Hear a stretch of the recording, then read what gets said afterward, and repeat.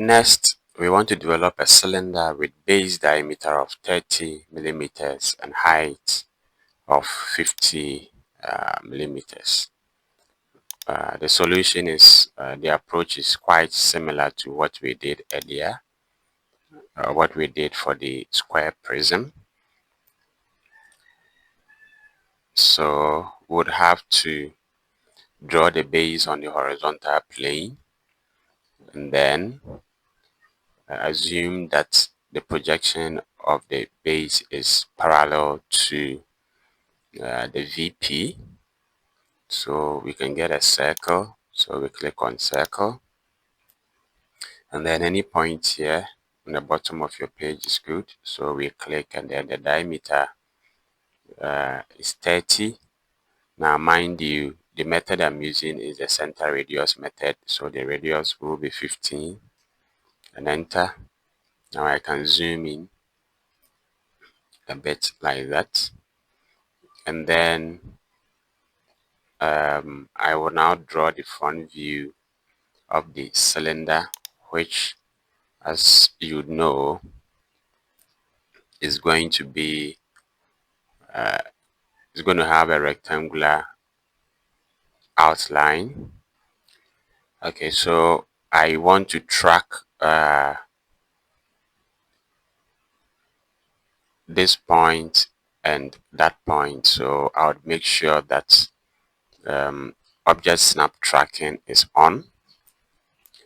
The shortcut for that is F11. Okay, so I would want to use a construction line, so I'll click on this and then select a vertical one like that, and I want to position it, say here, and position another one there,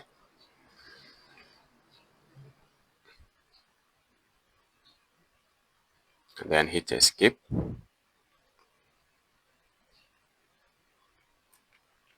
Now I'll click on rectangle, the corner method, and then any reasonable point here I can click, track that point, so that I know that the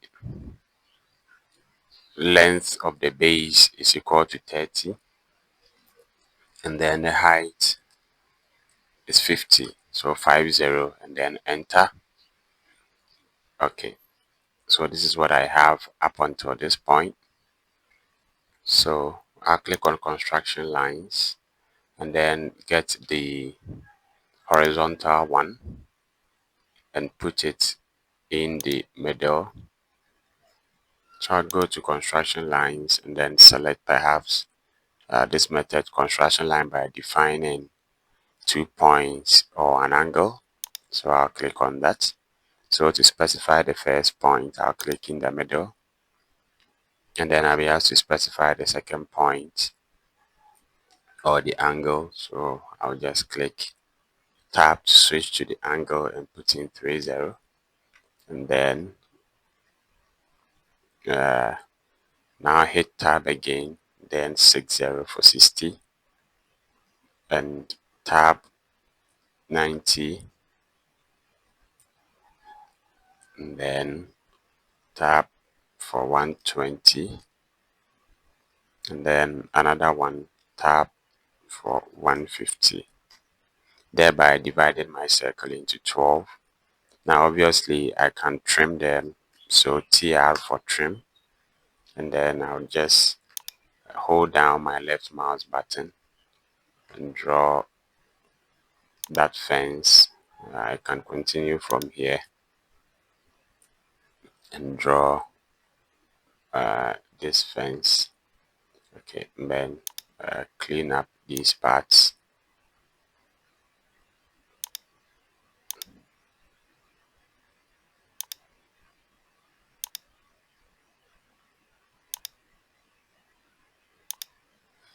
Okay, now I would have to label them. So go back to in here, click down on single line text, and then So 1. So the height, I'll put 3 is fine. Angle is 0. So 1, and then 2, then 3, so 4, 5, 6.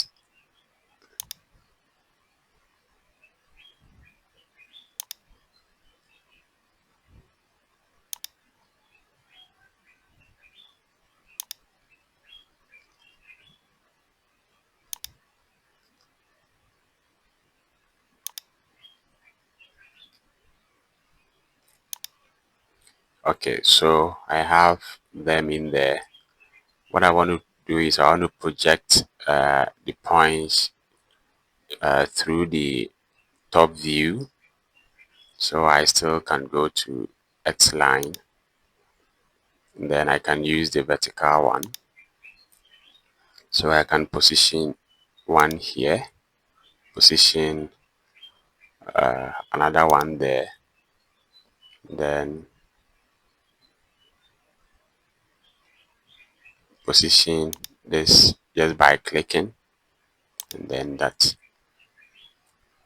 So those will be the projections through the front view.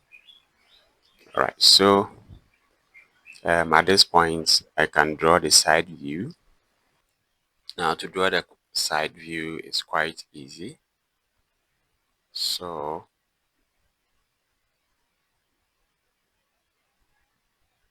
we are going to project the side, so we can just click on line and then track this point, and that point, make sure ortho mode is on. Then I can track this point, so that is that.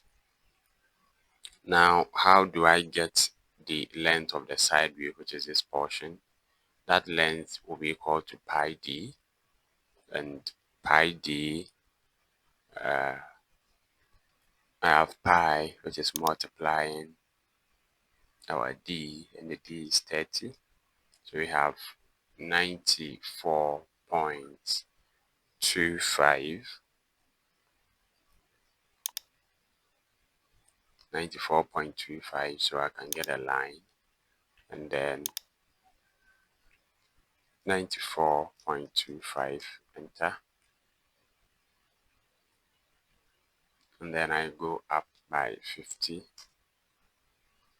and then just like that.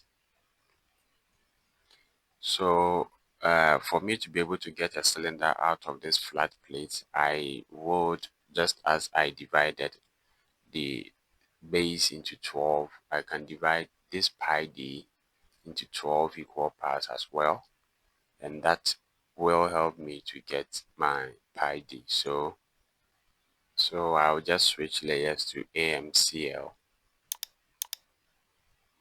and then click on line. Now how do I know what this division is? So I can still use QC, so the calculator, and then I will divide this value here by 12. That gives me 7.85. So I can get a line and then track from this point. So 7.8. So I can click on line, then track from this point. So 7.85, enter, and then I go up just like that. Now I would have to offset this by the number of times I have. Now instead of that, I can just use the array. So click on this, make sure you have rectangular array. I select the object and hit enter, and then I have this. So for the number of columns between is 7.85, like that. The number of rows is just 1.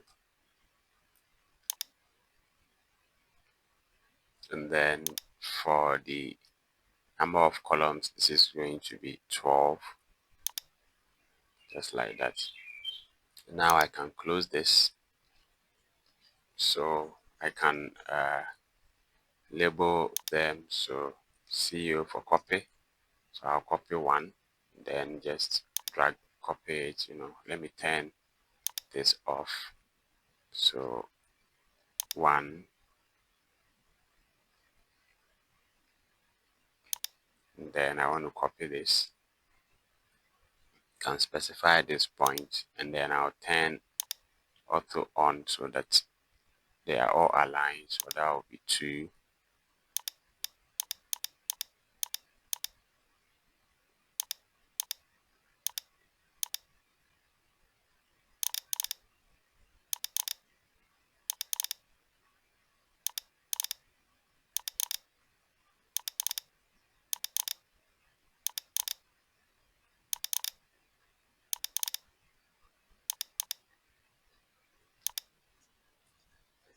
Okay, and then we'll have to draw the top base and the bottom base. So for that, I can go to circle and then use the 2-point method. So click at that point, maybe 7. Now let me switch the layer back to 0. So click on circle, but make sure you drop down and use the 2-point method. That will be expedient to use in this case. So I click the first point and the second point. Obviously, look at this. This is the diameter. So 30. Now I can go to the top, same method, and then I can do same here. So 30. Now I can TR for trim. I can trim all of these to get a decent piece of work. I can remove all the extra pieces of line that I don't need.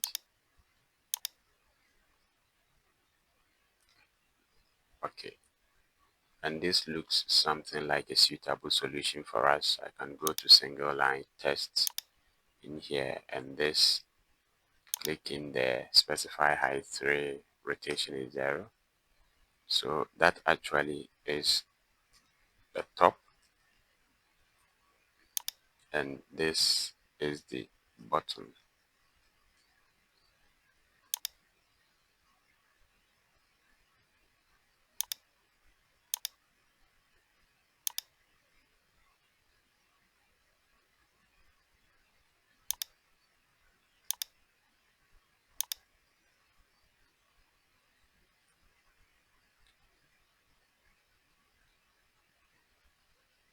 Now we can dimension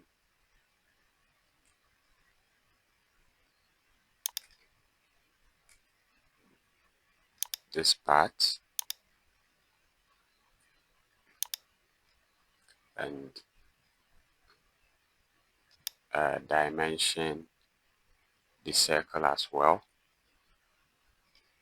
So for that, we can click on this drop down, then look for radial dimension, then click on that, and then